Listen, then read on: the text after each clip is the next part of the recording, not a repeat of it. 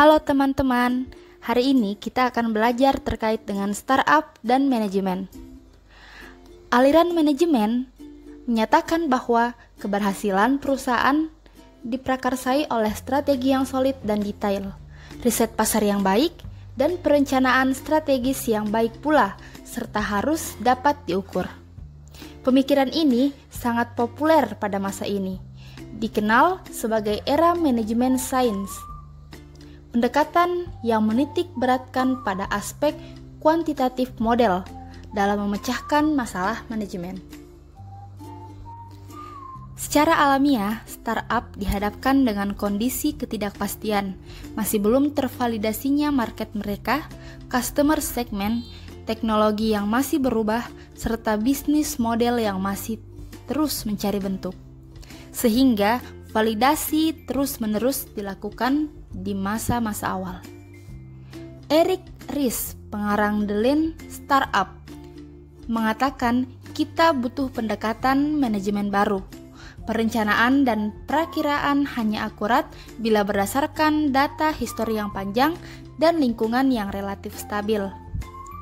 Saya mengatakan pada masa early stage atau masih tahap mencari bentuk, startup belum butuh yang namanya manajemen.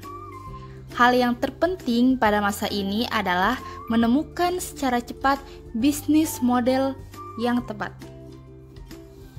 Pendekatan design thinking pada tahap ini, startup akan lebih mudah bermanuver, lincah, dan beradaptasi terhadap lingkungan bisnis yang dinamis dan serba berubah-ubah ini. Lalu kapan manajemen dibutuhkan? Ini akan dibutuhkan manakala setelah startup telah bertumbuh ke fase berikutnya. Fase di mana telah tervalidasinya bisnis model mereka di mata pelanggan dan kondisi eksternal. Keunggulan kompetitif sebuah perusahaan model bisnis yang inovatif di masa depan tidak ditentukan lagi dari kemampuan perusahaan menghasilkan produk, jasa, atau proses inovatif, tetapi ditentukan oleh model bisnis yang inovatif. Tulis Oliver Gassman dalam bukunya Business Model Navigator. Penekanan saya adalah bisnis model yang relevan terpenting terlebih dahulu daripada manajemen. Manajemen bukanlah sesuatu yang penting dan malah bisa mematikan startup itu sendiri.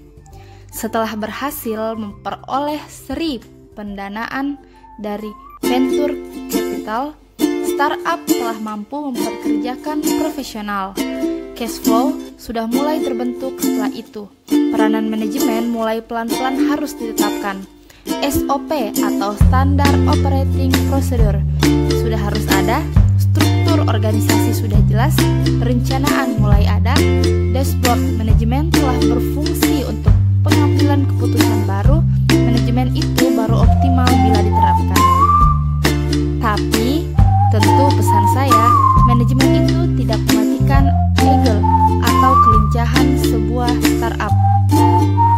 Manajemen akan sangat dibutuhkan pada saat startup akan IPO sebagai langkah exit strateginya. Sampai jumpa di edisi berikutnya.